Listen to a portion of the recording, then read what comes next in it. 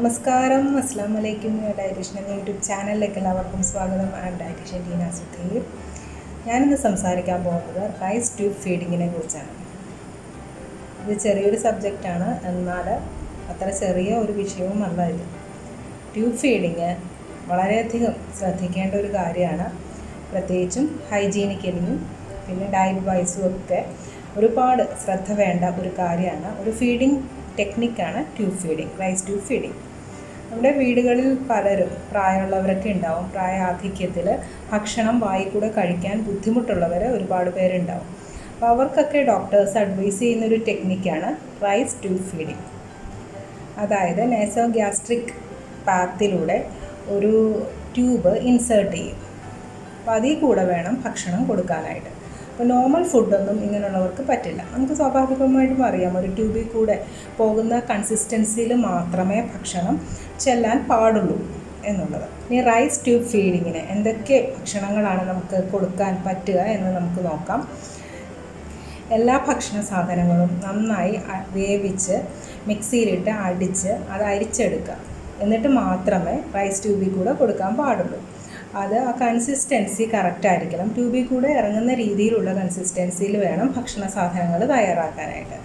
അത് നിങ്ങൾ കറക്റ്റായിട്ട് ചെയ്യേണ്ടതെന്ന് വെച്ചാൽ ഒരു ഡയറ്റീഷ്യനെ കണ്ടിട്ട് മാത്രം ആ കൺസിസ്റ്റൻസിയും എത്രയൊക്കെയാണ് ആ ഫീഡിങ് കൊടുക്കേണ്ടത് എന്നുള്ളതും ഒക്കെ ഡയറ്റീഷ്യൻസിനും ഡോക്ടേഴ്സിനും മാത്രമേ പറയാൻ പറ്റുള്ളൂ. അപ്പോൾ അവരോട് കൺസൾട്ട് ചെയ്തിട്ട് വേണം ഇത് ചെയ്യാനായിട്ട്. ഇപ്പോൾ വീട്ടിൽ ഒരുപാട് രോഗികളുണ്ട്. ഇപ്പോൾ ഹോസ്പിറ്റലിൽ നിന്നായിരിക്കുമല്ലോ വീട്ടിൽ ട്യൂബൊക്കെ ഇൻസേർട്ട് ചെയ്ത് വിടുന്നത്. അപ്പോൾ ഹോസ്പിറ്റലിൽ നിന്ന് തന്നെ മിക്കവർക്കും അഡ്വൈസ് കിട്ടിയിട്ടുണ്ടാവും. എന്നാലും വീട്ടിലെത്തിയതിന് ശേഷം എന്തൊക്കെയാണ് കൊടുക്കേണ്ടത് എന്നുള്ളതിനൊരു കൺഫ്യൂഷൻ ഉണ്ടാവും. അപ്പോൾ അതുകൊണ്ടാണ് ഞാൻ ഈ വീഡിയോ ചെയ്യുന്നത്. അപ്പോൾ വീട്ടിൽ ഏതെങ്കിലും രോഗികൾ റൈസ് ട്യൂബൊക്കെ ഇട്ട് കിടക്കുന്നുണ്ടെങ്കിൽ ഈ വീഡിയോ ഒരുപാട് ഹെൽപ്ഫുൾ ആകും എന്ന് ഞാൻ വിശ്വസിക്കുന്നു. അപ്പോൾ എല്ലാവരും ശ്രദ്ധയോടെ കാണാം. അപ്പോൾ ബാക്കിയുള്ളവർക്കും ഇത് ഹെൽപ്ഫുള്ളാവും. കാരണം നിങ്ങൾക്ക് ആർക്കെങ്കിലുമൊക്കെ പറഞ്ഞു കൊടുക്കാനും പറ്റുമല്ലോ. വെറുതെ വായിക്കൂടെ ഭക്ഷണം കഴിക്കുന്ന ഒരു സാധാരണ രോഗിക്ക് ഒരിക്കലും ഒരു റൈസ് ട്യൂബ് ഡോക്ടേഴ്സ് അഡ്വൈസ് ചെയ്യില്ല. ഭക്ഷണം വായിൽ കൂടെ തീരെ ഇറക്കാൻ പറ്റാത്ത രോഗികൾക്കാണ് റൈസ് ട്യൂബ് ഡോക്ടേഴ്സ് അഡ്വൈസ് ചെയ്യുന്നത്. അധികം പ്രായമുള്ളവർക്കാണ് റൈസ് ട്യൂബ് ഡോക്ടേഴ്സ് അഡ്വൈസ് ചെയ്യുന്നത്. പിന്നെ അതുകൂടാതെ എനിക്ക് ക്രേനിയോറ്റമിയൊക്കെ കഴിഞ്ഞ ചെറുപ്പക്കാർക്കും റൈസ് ട്യൂബ് അഡ്വൈസ് ചെയ്യുന്നുണ്ട്. ക്യാൻസർ പേഷ്യൻസിന്, ഡയാലിസിസ് രോഗികൾക്ക് ഒക്കെ റൈസ് ട്യൂബ് അഡ്വൈസ് ചെയ്യുന്നവരുണ്ട്. ഫുഡ് ഓറലി ഇറക്കാൻ പറ്റിയില്ലെങ്കിൽ മാത്രം കേട്ടോ. ഓറലി കഴിക്കുന്നവർക്കൊന്നും ഒരിക്കലും റൈസ് ട്യൂബ് ഇടേണ്ട കാര്യമില്ല. റൈസ് ട്യൂബ് ഫീഡിങ് ശരിക്കും കൊടുക്കേണ്ടത് 2 മണിക്കൂർ ഇടവിട്ടാണ് രോഗിക്ക് ഫീഡ് കൊടുക്കേണ്ടത്.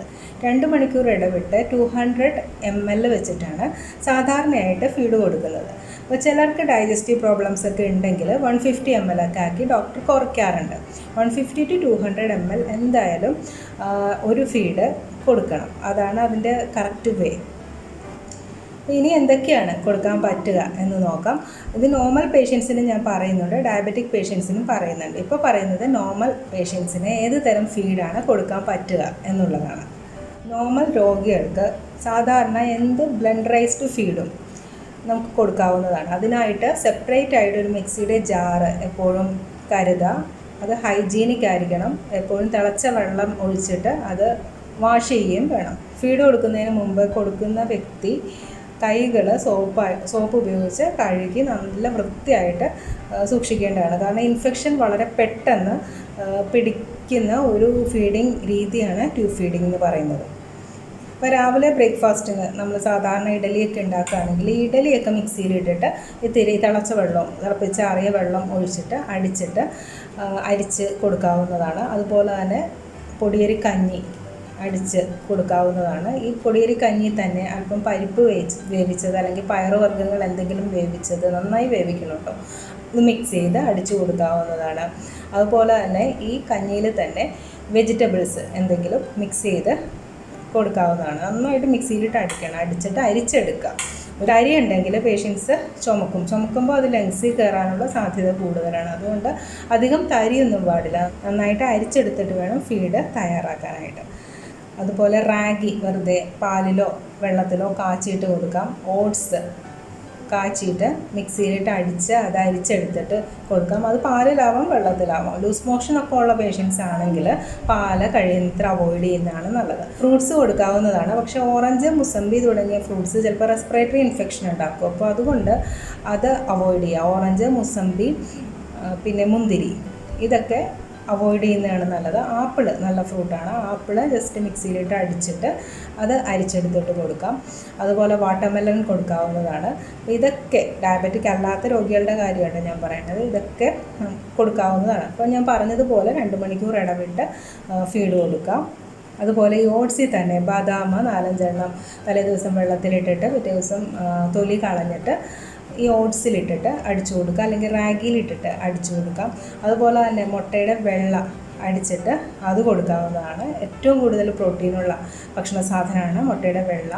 അത് നിർബന്ധമായിട്ടും ട്യൂബ് ഫീഡിങ് രോഗികൾക്ക് കൊടുക്കുന്നത് വളരെയധികം നല്ലത് തന്നെയാണ്. എന്ത് തരം പച്ചക്കറികൾ, ഉരുളക്കിഴങ്ങ്, ക്യാരറ്റ്, ബീട്രൂട്ട് ഇതൊക്കെ അടിച്ച് ട്യൂബിൽ കൂടെ കൊടുക്കാവുന്നതാണ്. ഇത് കഞ്ഞി വേവിക്കുമ്പോൾ അതിലോട്ട് ഇത്തിരി ബീട്രൂട്ടും ക്യാരറ്റും ഒക്കെ അരിഞ്ഞിട്ട് വേവിച്ച് കുക്കറിലിട്ടൊന്ന് അടിച്ചാൽ മതിയല്ലോ. വേവിച്ചെടുത്തിട്ട് അത് മിക്സിയിലിട്ട് അരിച്ചെടുത്ത് രോഗികൾക്ക് കൊടുക്കാം.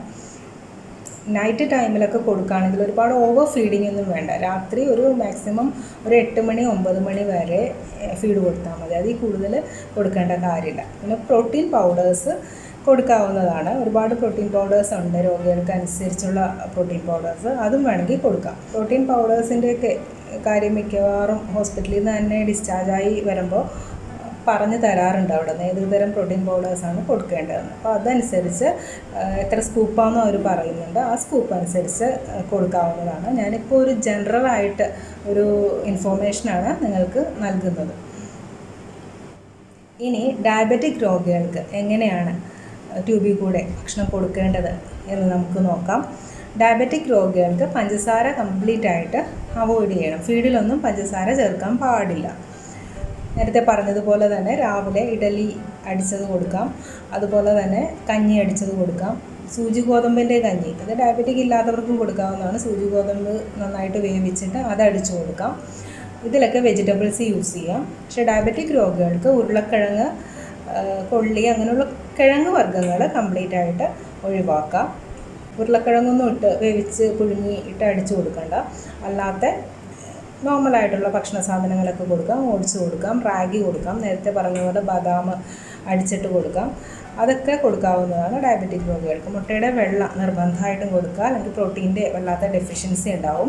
ഡയബറ്റിക് രോഗികൾക്ക് സെപ്പറേറ്റ് ആയിട്ടുള്ള പ്രോട്ടീൻ പൗഡേഴ്സ്, കോമൺ ആയിട്ട് കൊടുക്കുന്ന പ്രോട്ടീൻ പൗഡേഴ്സ് അല്ല, അവർക്ക് ഡിഫറെൻ്റ് ആയിട്ടുള്ള പ്രോട്ടീൻ പൗഡേഴ്സാണ് കൊടുക്കേണ്ടത്. അത് നിങ്ങൾ ഡിസ്ചാർജ് ആകുമ്പോൾ ഹോസ്പിറ്റലിൽ നിന്ന് തന്നെ പറയും ഏത് പ്രോട്ടീൻ പൗഡറാണെന്ന്.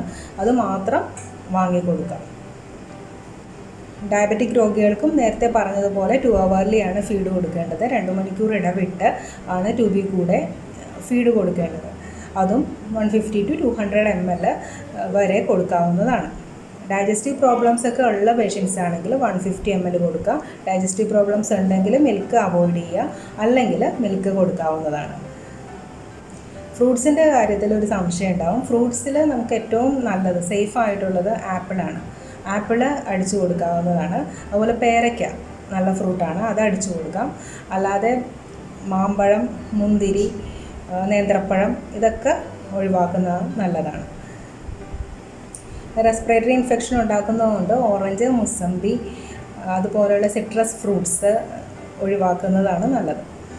അപ്പോൾ നമുക്ക് ഡയബറ്റിക് രോഗികൾക്ക് കൊടുക്കാൻ പറ്റുന്നത് ആപ്പിള് കൊടുക്കാം, പേരയ്ക്ക നല്ല ഫ്രൂട്ടാണ്, അതുപോലെ വാട്ടർമെലൺ കൊടുക്കാവുന്നതാണ്.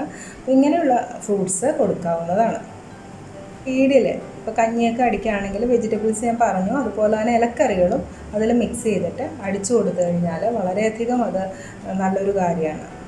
നോർമലി കഴിക്കുന്ന ഭക്ഷണ സാധനങ്ങളൊക്കെ അടിച്ചു കൊടുക്കാം. പിന്നെ ചിലർ കണ്ടിട്ടുണ്ട് നമ്മൾ മസാലയൊക്കെ ഉള്ള ആഹാര സാധനം കൂടെ, ഇപ്പോൾ മീനൊക്കെ വേവിക്കുകയാണെങ്കിൽ, മീൻ കറി വെക്കുകയാണെങ്കിൽ ആ കറിയിൽ നിന്ന് എടുത്തിട്ട് അത് ട്യൂബിൽ കൂടെ അടിച്ചാൽ അത് ഒരിക്കലും പാടില്ല കേട്ടോ. അങ്ങനെ ചെയ്യരുത്.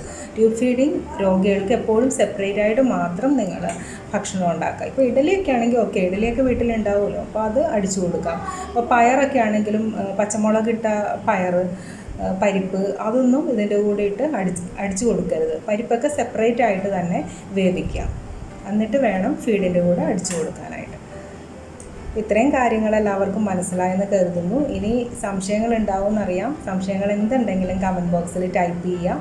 ഞാൻ ഉടനടി റിപ്ലൈ തരുന്നതായിരിക്കും. എൻ്റെ വീഡിയോ ഇഷ്ടമായെങ്കിൽ ലൈക്ക് ചെയ്യുക, ഷെയർ ചെയ്യുക. എൻ്റെ ചാനൽ സബ്സ്ക്രൈബ് ചെയ്യാൻ മറക്കരുത്. നന്ദി, നമസ്കാരം.